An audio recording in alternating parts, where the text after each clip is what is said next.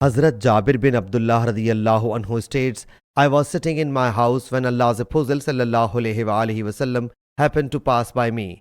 He sallallahu alaihi wasallam signaled to me, so I got up and came near him. He sallallahu alaihi wasallam held my hand and started walking until he sallallahu alaihi wasallam reached near any of the apartment of his wives.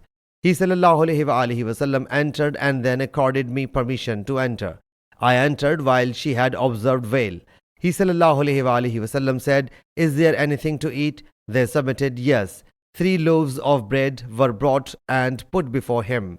Allah's Apostle sallallahu alaihi wasallam placed 1 loaf of bread before him and 1 before me, and then cut the 3rd one into 2 halves and put 1 half before him and 1 before me.